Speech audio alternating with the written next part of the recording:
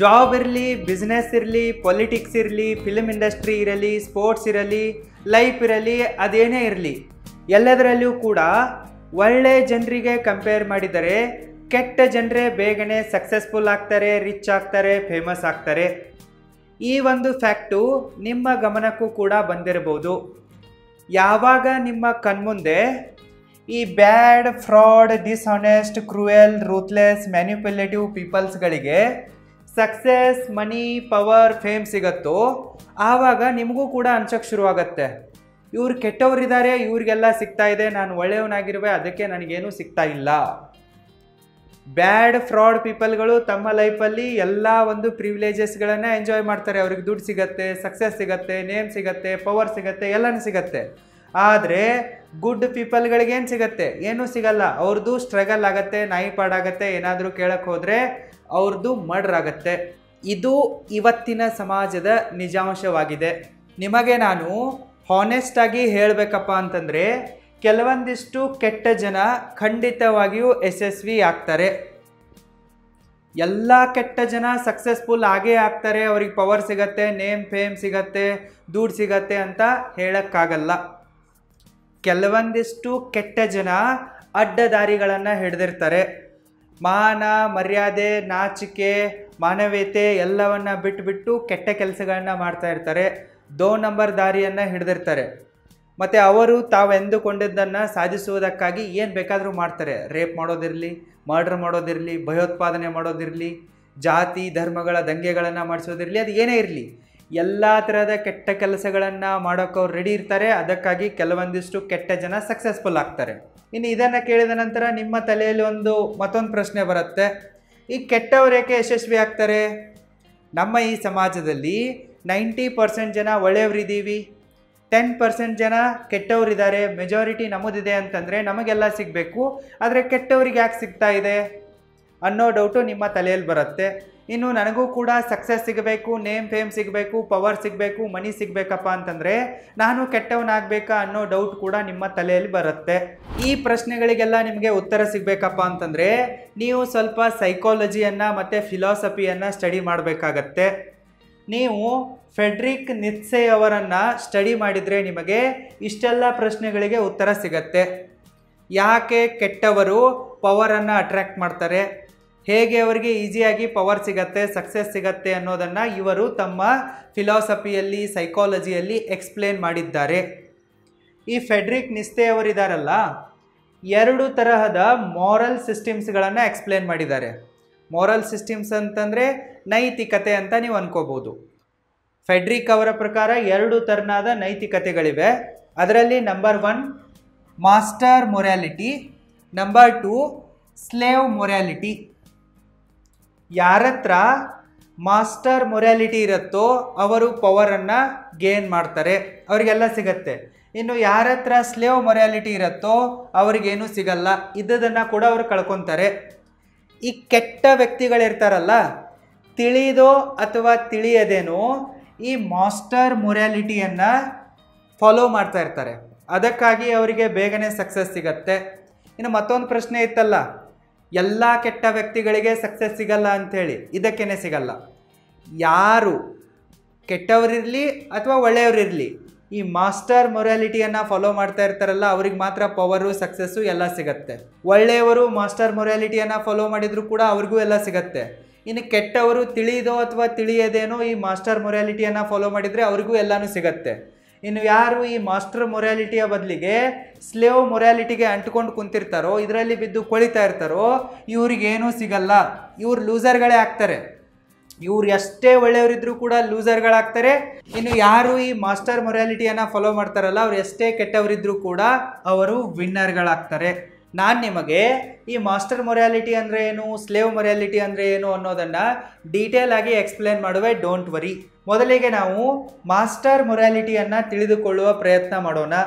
ಯಾವ ವ್ಯಕ್ತಿಗಳು strong ಆಗಿರ್ತಾರೋ, Nobel ಆಗಿರ್ತಾರೋ, powerful ಆಗಿರ್ತಾರೋ ಅವರು ಈ ಮಾಸ್ಟರ್ ಮೊರಾಲಿಟಿಯನ್ನು ಕ್ರಿಯೇಟ್ ಮಾಡ್ತಾರೆ. ಬಲಶಾಲಿಗಳಾದವರು, ಮಹಾನ್ ವಿಚಾರಗಳನ್ನು ಹೊಂದಿರುವವರು ಮತ್ತು ಪವರ್ಫುಲ್ ಆಗಿರುವವರು, ಪ್ರಭಾವಶಾಲಿಗಳು ಈ ಮಾಸ್ಟರ್ ಮೊರಾಲಿಟಿಯನ್ನು ಕ್ರಿಯೇಟ್ ಮಾಡ್ತಾರೆ. ಈ ಮಾಸ್ಟರ್ ಮೊರಾಲಿಟಿಯಲ್ಲಿ ಪ್ರೈಡ್ಗೆ, ಸ್ಟ್ರೆಂತ್ಗೆ, ಆಂಬಿಷನ್ಗೆ, ವೈಟಾಲಿಟಿಗೆ, ಪವರ್ಗೆ ಜಾಸ್ತಿ ಮಹತ್ವ ಇರುತ್ತೆ. ಮಾಸ್ಟರ್ ಮೊರಾಲಿಟಿಯನ್ನು ಫಾಲೋ ಮಾಡುವ ಜನ ಹೆಮ್ಮೆಯನ್ನು ಹೊಂದಿರ್ತಾರೆ. ಅವರು ಶಕ್ತಿಯನ್ನು ಗೌರವಿಸ್ತಾರೆ, ಶಕ್ತಿಗೆ ಬೆಲೆಯನ್ನು ಕೊಡ್ತಾರೆ, ಮಹತ್ವಾಕಾಂಕ್ಷೆಗೆ ಬೆಲೆಯನ್ನು ಕೊಡ್ತಾರೆ, ಮಹತ್ವಾಕಾಂಕ್ಷೆಯನ್ನು ಫಾಲೋ ಮಾಡ್ತಾರೆ, ಇಟ್ಕೊತಾರೆ, ಗೌರವಿಸ್ತಾರೆ. ವೈಟಾಲಿಟಿ, ಹುಮ್ಮಸ್ಸು, ಉಲ್ಲಾಸ, ಚೈತನ್ಯದಿಂದ ಇರೋಕೆ ಟ್ರೈ ಮಾಡ್ತಾರೆ. ಮತ್ತು ಪವರನ್ನು ಇಷ್ಟಪಡ್ತಾರೆ, ಅಧಿಕಾರವನ್ನು ಅವರು ಹುಚ್ಚರಂತೆ ಪ್ರೀತಿಸ್ತಾರೆ, ಫಾಲೋ ಮಾಡ್ತಾರೆ. ಈಗ ನಾವು ಸ್ಲೇವ್ ಮೊರಾಲಿಟಿಯ ಬಗ್ಗೆ ನೋಡೋಣ. ಯಾವ ವ್ಯಕ್ತಿಗಳು ದುರ್ಬಲರಾಗಿರ್ತಾರೋ ಅವರು ಈ ಸ್ಲೇವ್ ಮೊರಾಲಿಟಿಯನ್ನು ಕ್ರಿಯೇಟ್ ಮಾಡ್ಕೊಂಡಿರ್ತಾರೆ, ಇಲ್ಲವೇ ಮಾಡಿರ್ತಾರೆ. ಯಾಕೆ ಇವರು ಈ ಸ್ಲೇವ್ ಮೊರಾಲಿಟಿಯನ್ನು ಕ್ರಿಯೇಟ್ ಮಾಡಿರ್ತಾರಪ್ಪ ಅಂತಂದರೆ, ಡೈರೆಕ್ಟಾಗಿ ಇಲ್ಲವೇ ಇನ್ಡೈರೆಕ್ಟಾಗಿ ಸ್ಟ್ರಾಂಗ್ ವ್ಯಕ್ತಿಗಳನ್ನು ಡಿಸ್ಟ್ರಾಯ್ ಮಾಡುವುದಕ್ಕಾಗಿ ಅವರು ಈ ಸ್ಲೇವ್ ಮೊರಾಲಿಟಿಯನ್ನು ಕ್ರಿಯೇಟ್ ಮಾಡಿರ್ತಾರೆ. ಈ ಸ್ಲೇವ್ ಮೊರಾಲಿಟಿಯಲ್ಲಿ ಹ್ಯೂಮಿಲಿಟಿಗೆ, ಕೈಂಡ್ನೆಸ್ಗೆ, ಸೆಲ್ಫ್ ಡಿನೈಲ್ಗೆ ಮತ್ತು ವೀಕ್ನೆಸ್ಗೆ ಜಾಸ್ತಿ ಗೌರವ ಸಿಗತ್ತೆ, ಮಹತ್ವ ಸಿಗತ್ತೆ. ಹ್ಯೂಮಿಲಿಟಿ ಅಂತಂದರೆ ನಮ್ರತೆ ಅಂತ ಅನ್ಬೋದು. ಇನ್ನು ಕೈಂಡ್ನೆಸ್, ಇವರಲ್ಲಿ ದಯೆ ಇರುತ್ತೆ, ಕರುಣೆ ಇರುತ್ತೆ. ಮತ್ತು ಸೆಲ್ಫ್ ಡಿನೈಲ್ ನೇಚರ್ ಇರುತ್ತೆ ಇವರಲ್ಲಿ. ಅಂದರೆ ಇವರಿಗೆ ಯಾವುದಾದ್ರೂ ಒಂದು ಕೆಲಸವನ್ನು ಮಾಡೋಕ್ಕೆ ಅವಕಾಶ ಇದ್ದರೂ ಕೂಡ ಇವರು ಅದನ್ನು ಮಾಡಲ್ಲ. ಇವರ ಪರ್ಸ್ನಲ್ ಸಿದ್ಧಾಂತಗಳಿರ್ಬೋದು, ಇಲ್ಲವೇ ಧಾರ್ಮಿಕ ಸಿದ್ಧಾಂತಗಳಿರ್ಬೋದು, ಇಲ್ಲವೇ ಇವರ ಹತ್ರ ದುಡ್ಡು ಇರದೇ ಇರಬಹುದು, ಮಾಡೋ ಅವಕಾಶ ಸಿಕ್ಕರೂ ಕೂಡ ಅವರು ಆ ಕೆಲಸಗಳನ್ನ ಮಾಡಲ್ಲ, ಡಿನೈ ಮಾಡ್ತಾ ಇರ್ತಾರೆ. ಮತ್ತು ಇವರು ದೌರ್ಬಲ್ಯಕ್ಕೇ ಹೆಚ್ಚಿನ ಮಹತ್ವವನ್ನು ಕೊಡ್ತಾರೆ. ಮಾಸ್ಟರ್ ಮೊರಾಲಿಟಿಯನ್ನು ಫಾಲೋ ಮಾಡೋ ಜನ ಶಕ್ತಿಯನ್ನು ಪ್ರೀತಿಸಿದರೆ, ಶಕ್ತಿಗೆ ಗೌರವವನ್ನು ಕೊಟ್ಟರೆ, ಈ ಸ್ಲೇವ್ ಮೊರಾಲಿಟಿಯನ್ನು ಫಾಲೋ ಮಾಡೋ ಜನ ವೀಕ್ನೆಸ್ಗೆ ಮಹತ್ವವನ್ನು ಕೊಡ್ತಾರೆ, ಇದನ್ನು ಗೌರವಿಸ್ತಾ ಇರ್ತಾರೆ. ಅದು ಯಾವುದೇ ಥರನಾದ ವೀಕ್ನೆಸ್ ಆಗಿರಬಹುದು, ಎಜುಕೇಷ್ನಲ್ ವೀಕ್ನೆಸ್ ಆಗಿರಬಹುದು, ಫೈನಾನ್ಷಿಯಲ್ ವೀಕ್ನೆಸ್ ಆಗಿರಬಹುದು. ಅಂದರೆ ಬಡತನ ಇರಬಹುದು, ದುಡ್ಡು ಇರದೇ ಇರೋದನ್ನೇ ಇವರು ವೈಭವೀಕರಿಸಿ ಹೇಳ್ತಾರೆ. ಇನ್ ಶಾರ್ಟ್, ಒಂದೇ ಸೆಂಟೆನ್ಸಲ್ಲಿ ಹೇಳಬೇಕಪ್ಪ ಅಂತಂದರೆ, ಸ್ಲೇವ್ ಮೊರಾಲಿಟಿಯನ್ನು ಹೊಂದಿರುವ ಜನ ಎಲ್ಲ ತರಹದ ದೌರ್ಬಲ್ಯಗಳನ್ನು ಹಾಡಿ ಹೊಗಳ್ತಾರೆ. ದೌರ್ಬಲ್ಯವೇ ಶ್ರೇಷ್ಠ ಅಂಥೇಳಿ ಅದರ ಗುಣಗಾನವನ್ನು ಮಾಡ್ತಾರೆ. ಬಡತನ ಇದ್ದರೂ ಕೂಡ ಅದೇ ಶ್ರೇಷ್ಠ, ಅನಾರೋಗ್ಯ ಇದ್ದರೂ ಕೂಡ ಅದೇ ಶ್ರೇಷ್ಠ, ನಿಮ್ಮ ಹತ್ರ ಪವರ್ ಇಲ್ಲ ಅಂತಂದರೆ ನೀವೇ ಗ್ರೇಟು. ಈ ರೀತಿ ಎಷ್ಟು ಥರನಾದ ದೌರ್ಬಲ್ಯಗಳಿವೇನೋ ಅವುಗಳಿಗೇ ಹೆಚ್ಚಿನ ಮಹತ್ವ ಕೊಡ್ತಾರೆ, ದೌರ್ಬಲ್ಯದ ಜಪ ಮಾಡ್ತಾರೆ ಇವರು. ಮತ್ತು ಇವರು ಪವರನ್ನು ಹೇಟ್ ಮಾಡ್ತಾರೆ. ಇವರ ಮೆಂಟ್ಯಾಲಿಟಿ, ಮೊರಾಲಿಟಿ ಈ ರೀತಿ ಇರೋದ್ರಿಂದಲೇ ಯಾರು ಸ್ಲೇವ್ ಮೊರಾಲಿಟಿಯನ್ನು ಫಾಲೋ ಮಾಡ್ತಾರೋ ಅವರು ತಮ್ಮ ಲೈಫಲ್ಲಿ ಹಿಂದುಳಿತಾರೆ. ಈ ಸ್ಲೇವ್ ಮೊರಾಲಿಟಿಯಲ್ಲಿರುವ ಜನ ಒಂದು ಮಿಸ್ಟೇಕ್ ಮಾಡ್ಕೊಂಡ್ಬಿಟ್ಟಿದ್ದಾರೆ. ಯಾರ ಹತ್ರ ಹ್ಯೂಮಿಲಿಟಿ ಇದೆ, ಕೈಂಡ್ನೆಸ್ ಇದೆ, ಸೆಲ್ಫ್ ಡಿನೈಲ್ ನೇಚರ್ ಇದೆ, ವೀಕ್ನೆಸ್ ಇದೆ, ನಾವು ತುಂಬ ಒಳ್ಳೆಯವರು, ನಾವು ಮಹಾನ್ ಅನ್ನೋ ಒಂದು ಮಿತ್ ಇದೆ ಇವರಿಗೆ. ನಮ್ಮ ಹತ್ರ ದೌರ್ಬಲ್ಯ ಇದೆಯಪ್ಪ, ನಮ್ಮ ಹತ್ರ ದುಡ್ಡಿಲ್ಲ, ನಮ್ಮ ಹತ್ರ ಅಧಿಕಾರ ಇಲ್ಲ, ಅದಕ್ಕೆ ನಾವು ಒಳ್ಳೆಯವರು. ಇನ್ನು ಯಾರ ಹತ್ರ ಪ್ರೈಡ್ ಇದೆನೋ, ಸ್ಟ್ರೆಂತ್ ಇದೆನೋ, ಆಂಬಿಷನ್ ಇದೆನೋ, ವೈಟಾಲಿಟಿ ಇದೆನೋ, ಪವರ್ ಇದೆನೋ, ಪವರ್ಫುಲ್ ಆಗಿದ್ದಾರೋ ಅವರೆಲ್ಲ ಕೆಟ್ಟವರು. ಈ ರೀತಿ ಸ್ಲೇವ್ ಮೊರಾಲಿಟಿಯ ಜನ ಯೋಚನೆ ಮಾಡ್ತಾರೆ. ಇಲ್ಲಿ ಇವರು ಮಾಸ್ಟರ್ ಮೊರಾಲಿಟಿಯವರು ಪ್ರೈಡ್ಗೆ, ಸ್ಟ್ರೆಂತ್ಗೆ, ಆಂಬಿಷನ್ಗೆ, ವೈಟಾಲಿಟಿಗೆ, ಪವರ್ಗೆ ಇಂಪಾರ್ಟೆನ್ಸನ್ನು ಕೊಡ್ತಾರೆ, ಇದನ್ನು ಪ್ರೀತಿಸ್ತಾರೆ, ಇದನ್ನು ಪಡೆದುಕೊಳ್ಳೋಕ್ಕಾಗಿ ಹಂಬಲಿಸ್ತಾರೆ, ಪ್ರಯತ್ನಗಳನ್ನ ಮಾಡ್ತಾರೆ. ಆದರೆ ಯಾರು ಈ ಸ್ಲೇವ್ ಮೊರಾಲಿಟಿಯಲ್ಲಿ ಇರ್ತಾರಲ್ಲ ಇವರು ವೀಕ್ನೆಸ್ಸನ್ನೇ ಪೂಜಿಸ್ತಾರೆ, ವೀಕ್ನೆಸ್ಸನ್ನೇ ಇಷ್ಟಪಡ್ತಾರೆ. ಇದೇ ಮಹಾನು, ಅದಕ್ಕಾಗಿ ನಮ್ಮನ್ನು ಒಳ್ಳೆಯವರನ್ನೇ ಅಂತಾರೆ. ಆದರೆ ನೀವೇನು ಅರ್ಥ ಮಾಡ್ಕೋಬೇಕಪ್ಪ ಅಂತಂದರೆ, ರಿಯಾಲಿಟಿಯಲ್ಲಿ ಯಾರ ಹತ್ರ ಹೆಮ್ಮೆ ಪಡುವಂಥ ವಿಚಾರಗಳಿವೇನೋ ಅವರೇನು ಕೆಟ್ಟವರಲ್ಲ. ಯಾರ ಹತ್ರ ಸ್ಟ್ರೆಂತ್ ಇದೆನೋ, ತಾಕತ್ತಿದೆನೋ, ಅದು ದುಡ್ಡಿನ ತಾಕತ್ತಿರಬಹುದು, ದೈಹಿಕ ತಾಕತ್ತಿರಬಹುದು, ಇಲ್ಲವೇ ಅಧಿಕಾರದ ತಾಕತ್ತಿರಬಹುದು, ಅದು ಅವ್ರ ಹತ್ರ ಇದೆ ಅಂತಂದರೆ ಅವ್ರು ಕೆಟ್ಟವರಂದಂಗಲ್ಲ. ಅವರ ಹತ್ರ ಮಹತ್ವಾಕಾಂಕ್ಷೆಗಳಿವೆ, ದೊಡ್ಡ ದೊಡ್ಡ ಆಲೋಚನೆಗಳಿವೆ, ಗುರಿಗಳಿವೆ, ಕನಸುಗಳಿವೆ ಅಂತಂದರೆ ಅವರೇನು ಕೆಟ್ಟವರಲ್ಲ. ಯಾರೇನು ಖುಷಿಯಾಗಿದ್ದಾರೆ, ಉತ್ಸಾಹದಿಂದಿದ್ದಾರೆ, ಅವ್ರ ಹತ್ರ ಅಧಿಕಾರ, ಪವರ್ ಇದೆ ಅಂತಂದರೆ ಅವ್ರು ಹೆಂಗೆ ಕೆಟ್ಟವರಾಗ್ತಾರೆ? ರಿಯಾಲಿಟಿಯಲ್ಲಿ ನೋಡೋಕೆ ಹೋದರೆ ಮಾಸ್ಟರ್ ಮೊರಾಲಿಟಿಯನ್ನು ಹೊಂದಿರುವ ಜನ, ಪ್ರೈಡು, ಸ್ಟ್ರೆಂತು, ಆಂಬಿಷನ್, ವೈಟಾಲಿಟಿ, ಪವರನ್ನು ಹೊಂದಿರುವ ಜನ ಏನು ಕೆಟ್ಟವರಲ್ಲ. ಆದರೆ ಸ್ಲೇವ್ ಮೊರಾಲಿಟಿಯನ್ನು ಹೊಂದಿರುವ ಜನ ಇಷ್ಟೆಲ್ಲ ಕ್ವಾಲಿಟಿಗಳನ್ನು ಹೊಂದಿರೋರೆಲ್ಲ ಕೆಟ್ಟವರು ಅಂತ ನಂಬಿದ್ದಾರೆ. ಅದನ್ನೇ ಬೇರೆಯವರಿಗೆ ಹೇಳ್ತಾ ತಿರುಗಾಡ್ತಾರೆ. ಅದಕ್ಕಾಗಿ ಅವ್ರಿಗೆ ಅನಿಸುತ್ತಪ್ಪ ಅಂತಂದರೆ, ಯಾರು ಸಕ್ಸಸ್ಫುಲ್ ಆಗ್ತಾರೆ, ಯಾರು ರೀಚ್ ಆಗ್ತಾರೆ ಅವರೆಲ್ಲ ಕೆಟ್ಟವರು, ಕೆಟ್ಟವ್ರಿಗೆ ಮಾತ್ರ ಸಕ್ಸಸ್ ಸಿಗತ್ತೆ, ಕೆಟ್ಟವ್ರಿಗೆ ಮಾತ್ರ ಪವರ್ ಸಿಗತ್ತೆ ಅಂತೇಳಿ ಅವ್ರು ಅಂದ್ಕೊಂಡು ಅಲ್ಲೇ ಹಿಂದುಳಿದು ಬಿಡ್ತಾರೆ. ನೀವು ಪವರ್ ಸೈಕಾಲಜಿಯನ್ನು ಸರಿಯಾಗಿ ಅರ್ಥ ಮಾಡಿಕೊಂಡ್ರೆ ನಿಮಗೆ ಗೊತ್ತಾಗುತ್ತೆ. ಪವರ್ ಸೈಕಾಲಜಿ ಏನು ಹೇಳತ್ತಪ್ಪ ಅಂತಂದರೆ, life is struggle for power, not survival. ಈ ಜೀವನ ಇದೆಯಲ್ಲ ಪವರ್ಗಾಗಿ ಇರುವ ಒಂದು ಸ್ಟ್ರಗಲ್ ಆಗಿದೆ, ಆದರೆ ಸರ್ವೈವಲ್ಗಾಗಿ ಇರುವ ಕಂಫರ್ಟ್ ಝೋನ್ ಅಲ್ಲ ಅನ್ನೋದನ್ನು ಪವರ್ ಸೈಕಾಲಜಿ ಹೇಳುತ್ತೆ. ಆದರೆ ಈ ಸ್ಲೇವ್ ಮೊರಾಲಿಟಿಯನ್ನು ಹೊಂದಿರುವ ಜನರಿಗೆ ಇದು ಅರ್ಥನೇ ಆಗಲ್ಲ. ಯಾಕಪ್ಪ ಅಂತಂದರೆ ಅವರು ಈ ಪವರನ್ನೇ ಹೇಟ್ ಮಾಡ್ತಾರೆ, ಅಧಿಕಾರವನ್ನು ದ್ವೇಷಿಸ್ತಾರೆ ಇವರು, ಸ್ಲೇವ್ ಮೊರಾಲಿಟಿಯನ್ನು ಹೊಂದಿರುವ ಜನ. ಆದರೆ ಮಾಸ್ಟರ್ ಮೊರಾಲಿಟಿಯನ್ನು ಹೊಂದಿರುವ ಜನ ಈ ಪವರನ್ನು ಪ್ರೀತಿಸ್ತಾರೆ, ಈ ಪವರನ್ನು ಪಡೆದುಕೊಳ್ಳುವುದಕ್ಕಾಗಿ ಎಫರ್ಟ್ಗಳನ್ನು ಹಾಕ್ತಾರೆ. ಮತ್ತು ನಮ್ಮ ಜಗತ್ತಿನಲ್ಲಿ 99% ಜನ ಈ ಸ್ಲೇವ್ ಮೊರಾಲಿಟಿಯನ್ನೇ ಹೊಂದಿದ್ದಾರೆ. ಮತ್ತು ಅವರು ತಮ್ಮ ವೀಕ್ನೆಸ್ಸಿಗೆ ಮಾನ್ಯತೆ ಸಿಗಲಿ, ಪ್ರಾಧಾನ್ಯತೆ ಸಿಗಲಿ, ಜನ ನಮ್ಮ ವೀಕ್ನೆಸ್ಸನ್ನು ಹಾಡಿ ಹೊಗಳಿ ಅಂಥೇಳಿ ಎಕ್ಸ್ಪೆಕ್ಟ್ ಮಾಡ್ತಾರೆ. ಆದರೆ ರಿಯಾಲಿಟಿಯಲ್ಲಿ ಆ ರೀತಿ ಆಗಲ್ಲ. ಸೈನ್ಸ್ ಏನು ಹೇಳುತ್ತೆ? Survival of the fittest. ಯಾರು ಬಲಿಷ್ಠರಿದ್ದಾರೋ ಅವರು ಮಾತ್ರ ಸರ್ವೈವರ್ ಆಗ್ತಾರೆ, ದುರ್ಬಲರು ಅವನತಿಯನ್ನು ಹೊಂದ್ತಾರೆ. ಇವರು ದುರ್ಬಲರಾಗಿರ್ತಾರೆ ಫಸ್ಟ್ ಆಫ್ ಆಲು. ಮತ್ತು ನಮ್ಮ ದುರ್ಬಲತೆಯನ್ನೇ ಮಹಾನ್ ಅಂತ ಹೇಳ್ಕೊಂಡ್ಬಿಟ್ಟು ನಾವು ಒಳ್ಳೆಯವರು, ಪಾಪ, ಅಮಾಯಕರು ಅಂತ ಹೇಳ್ಕೊಂಡ್ಬಿಟ್ಟು ಇದಕ್ಕೆ ಜಗತ್ತಿನಿಂದ ಮಾನ್ಯತೆ ಸಿಗಲಿ, ಜಗತ್ತು ಇದಕ್ಕೆ ರಿವಾರ್ಡ್ ಕೊಡಲಿ ಅಂತ ಎಕ್ಸ್ಪೆಕ್ಟ್ ಮಾಡ್ತಾರೆ. ಆದರೆ ಆ ರೀತಿ ಆಗಲ್ಲ, ದುರ್ಬಲರು ಅವನತಿಯನ್ನು ಹೊಂದ್ತಾರೆ. ಯಾಕಪ್ಪ ಅಂತಂದರೆ ಇಲ್ಲಿ ಫಿಟ್ಟೆಸ್ಟ್ ಆಗಿರೋರು ಪವರ್ಗಾಗಿ ಹೋರಾಟ ಮಾಡ್ತಾರೆ. ಇಷ್ಟೇ ಕಾರಣ ಇದೆ. ಕೆಟ್ಟವರು ಇರ್ತಾರಲ್ಲ, ತಿಳಿದೋ ತಿಳಿಯದೇನೋ ಈ ಮಾಸ್ಟರ್ ಮೊರಾಲಿಟಿಯನ್ನು ಅವರು ಫಾಲೋ ಮಾಡ್ತಾ ಇರ್ತಾರೆ. ಇನ್ನು ಯಾರು ವೀರಶೂರರು ಇರ್ತಾರೋ, ಒಳ್ಳೆಯವರು ಇರ್ತಾರೋ, ಅವರು ಮಾಸ್ಟರ್ ಮೊರಾಲಿಟಿಯನ್ನು ಫಾಲೋ ಮಾಡಿಬಿಟ್ಟು ಊಬರ್ ಮೆಂಚ್ಗಳಾಗಿ ತಮ್ಮ ಲೈಫಲ್ಲಿ ಸಕ್ಸಸ್ಫುಲ್ ಆಗ್ತಾರೆ, ತಮಗೇನು ಬೇಕು ಅದನ್ನು ಪಡೆದುಕೊಳ್ತಾರೆ. ಇನ್ನು ಯಾರು ಕಳ್ಳರಿರ್ತಾರೋ, ಕ್ರಿಮಿನಲ್ಸ್ಗಳಿರ್ತಾರೋ, ಅವರು ಕೂಡ ಈ ಮಾಸ್ಟರ್ ಮೊರಾಲಿಟಿಯನ್ನು ಫಾಲೋ ಮಾಡಿಬಿಟ್ಟು ಇವರು ಕೂಡ ತಮಗೆ ಬೇಕಾಗಿರೋದನ್ನು ಪಡೆದುಕೊಳ್ತಾರೆ. ರಾಜಕಾರಣಿಗಳೆಲ್ಲರೂ ಕೂಡ ಈ ರೀತಿ ಕಳ್ಳರ ಥರ ಕ್ರಿಮಿನಲ್ ವೇಸ್ಗಳಿಂದ ತಿಳಿದೋ ತಿಳಿಯೋದನ್ನು ಮಾಸ್ಟರ್ ಮೊರಾಲಿಟಿ ಫಾಲೋ ಮಾಡಿಬಿಟ್ಟು ಪವರ್ ತೊಗೊತಾರೆ. ಇನ್ನು ಎಜುಕೇಟೆಡ್ ಆಗಿರೋರು, ತಿಳಿದಿರೋರು, ಒಳ್ಳೆಯ ಜನ, ಬುದ್ಧಿ ಇರೋರು, ಅವರು ಊಬರ್ ಮೆಂಚ್ಗಳಾಗಿ ಈ ಸಕ್ಸಸ್ಸನ್ನು, ಪವರನ್ನು ಪಡೆದುಕೊಳ್ತಾರೆ.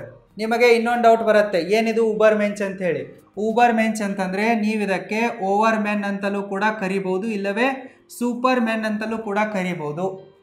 ಯಾರು ಮಾಸ್ಟರ್ ಮೊರಾಲಿಟಿಯನ್ನು ಫಾಲೋ ಮಾಡ್ತಾ ಇರ್ತಾರೋ ಅವರು ಮುಂದೆ ಹೋಗಿಬಿಟ್ಟು ಊಬರ್ ಮೆಂಚ್ಗಳಾಗ್ತಾರೆ. ಅಂದರೆ ಓವರ್ ಮೆನ್ನು, ಸೂಪರ್ ಮೆನ್ ಆಗ್ತಾರೆ. ಅಂದರೆ ಅವರು ಕೆಲವೊಂದಿಷ್ಟು ನಿಯಮಗಳನ್ನು ಬ್ರೇಕ್ ಮಾಡಿಬಿಡ್ತಾರೆ. ಸಮಾಜದಲ್ಲಿ ಕೆಲವೊಂದಿಷ್ಟು ನಿಯಮಗಳಿವೆ, ಕಟ್ಟುಪಾಡುಗಳಿವೆ, ಅವುಗಳನ್ನು ಬ್ರೇಕ್ ಮಾಡೋಕ್ಕೆ ಮಿಕ್ಕ 99% ಜನ ಹೆದರ್ತಾ ಇರ್ತಾರೆ, ಸಂಕೋಚ ಪಟ್ಕೊಳ್ತಾ ಇರ್ತಾರೆ. ಮನೆಯವ್ರು ಏನಂತಾರೆ, ಅವ್ರು ಏನಂತಾರೆ, ಇವ್ರು ಏನಂತಾರೆ, ಹಂಗಾಯ್ತು ಹಿಂಗಾಯ್ತು ಅಂತೇಳಿ ಹಿಂಜರಿದು ಬಿಟ್ಟು ಆ ರೂಲ್ಸ್ಗಳನ್ನು ಬ್ರೇಕ್ ಮಾಡೋಕ್ಕೆ ಡಿನೈಲ್ ಮಾಡಿ ಅವ್ರು ಹಿಂದುಳಿದು ಬಿಡ್ತಾರೆ. ಆದರೆ ಇವರು ಧೈರ್ಯವಾಗಿ ಅವುಗಳನ್ನು ಮುರಿದು ಬಿಡ್ತಾರೆ. ಮತ್ತು ಇವರು ಏನು ಮಾಡ್ತಾರಪ್ಪ ಅಂದರೆ ಫಸ್ಟಿಗೆ ಕನ್ವೆನ್ಷನಲ್ ಮೊರಾಲಿಟಿ ಇದೆಯಲ್ಲ, ಹಳೆ ಕಾಲದಿಂದ ಬಂದಿರೋದು, ಮತ್ತು ಈ ಸ್ಲೇವ್ ಮೊರಾಲಿಟಿ ಥರ ಇರೋದು, ಇದನ್ನೆಲ್ಲ ಏನು ಮಾಡ್ತಾರೆ, ಫಸ್ಟಿಗೆ ಅವರು ಓವರ್ಕಮ್ ಮಾಡ್ತಾರೆ, ಅದರಿಂದ ಹೊರ ಬರ್ತಾರೆ. ಮತ್ತು ಯಾವ ರೂಲ್ಸ್ಗಳನ್ನ ಬ್ರೇಕ್ ಮಾಡೋಕ್ಕೆ ಮಿಕ್ಕ ಜನ ಹೆದರ್ತಾ ಇರ್ತಾರೋ ಅಂಥ ರೂಲ್ಸ್ಗಳನ್ನೆಲ್ಲ ಬ್ರೇಕ್ ಮಾಡ್ತಾರೆ. ಇನ್ನು ಕೆಲವೊಂದಿಷ್ಟು ಸಿಚುವೇಶನ್ ಈ ರೀತಿ ಇರತ್ತಪ್ಪ ಅಂತಂದರೆ, ನಾವು ಒಳ್ಳೆಯವರಾಗಿರ್ತೀವಿ, ನಾವು ಒಳ್ಳೆಯ ರೂಲ್ಸ್ಗಳನ್ನೆಲ್ಲ ಸರಿಯಾಗಿ ಒಳ್ಳೆಯ ರೀತಿಯಲ್ಲಿ ಫಾಲೋ ಮಾಡ್ತಾ ಇರ್ತೀವಿ. ಆದರೆ ಈ ಜಗತ್ತಿನಲ್ಲಿ ಬೇರೆಯವರು ಆ ರೂಲ್ಸ್ಗಳನ್ನು ಫಾಲೋ ಮಾಡ್ತಾ ಇರಲ್ಲ. ನಾವು ಬಟ್ಟೆ ಹಾಕ್ಕೊಂಡು ತಿರುಗ್ತಾ ಇರ್ತೀವಿ, ಆದರೆ ಜನ ಬತ್ತಲೆ ತಿರುಗ್ತಾ ಇರ್ತಾರೆ. ಸೊ ಅಂಥ ಸಿಚುವೇಶನ್ಗಳಲ್ಲಿ ಏನಾಗತ್ತಪ್ಪ ಅಂತಂದರೆ, ನಾವು ಒಳ್ಳೆಯವರಿದ್ದರೆ ನಾವೇ ವಿಕ್ಟಿಮ್ಗಳಾಗಬೇಕಾಗತ್ತೆ. ಇಲ್ಲ ನಾವು ಒಳ್ಳೆಯವರಿದ್ದೀವಿ ಅಂತ ಹೇಳಿಬಿಟ್ಟು ಎಲ್ಲ ಅನ್ಯಾಯ ಶೋಷಣೆಗಳನ್ನು ಸಹಿಸ್ತಾ ಕುಂತರೂ ಕೂಡ ನಮ್ಮನ್ನು ಖತಮ್ ಮಾಡ್ತಾರೆ. ಸೊ ಸಾಯೋದಕ್ಕಿಂತ, ವಿಕ್ಟಿಮ್ ಆಗೋದಕ್ಕಿಂತ ಈ ಓವರ್ ಮೆಂಚ್ ಆಗಿರೋರು ಏನು ಮಾಡ್ತಾರಪ್ಪ ಅಂತಂದರೆ ಅಂತಹ ನಿಯಮಗಳನ್ನು ಬ್ರೇಕ್ ಮಾಡಿಬಿಡ್ತಾರೆ. ಸಾಯೋದಕ್ಕಿಂತ ಸಾಯಿಸು ಅನ್ನೋ ಒಂದು ಡಿಸಿಷನ್ಗೆ ಬಂದುಬಿಡ್ತಾರೆ. ಮತ್ತು ಇವ್ರು ಏನು ಮಾಡ್ತಾರೆ, ಬೇರೆ ಯಾರದ್ದೋ ನಿಯಮಗಳನ್ನು, ವ್ಯಾಲ್ಯೂಸ್ಗಳನ್ನು ಫಾಲೋ ಮಾಡುವ ಬದಲು ತಮ್ಮ ಸ್ವಂತ ವ್ಯಾಲ್ಯೂಸ್ಗಳನ್ನ ಕ್ರಿಯೇಟ್ ಮಾಡ್ತಾರೆ ಮತ್ತು ಅವುಗಳನ್ನೇ ಫಾಲೋ ಮಾಡ್ತಾರೆ. ಮತ್ತು ಈ ಓವರ್ ಮೆಂಚ್ಗಳು ಎಲ್ಲದಕ್ಕೂ ಕೂಡ ಪರ್ಮಿಷನನ್ನು ಕೇಳಲ್ಲ, ಅವ್ರಿಗೇನು ಮಾಡ್ಬೇಕನ್ಸುತ್ತೋ ಅವ್ರು ಮಾಡೇ ತೀರ್ತಾರೆ. Over ಮೆಂಚ್ಗಳು external ವ್ಯಾಲಿಡೇಷನ್ಗಾಗಿ ಸಾಯಲ್ಲ.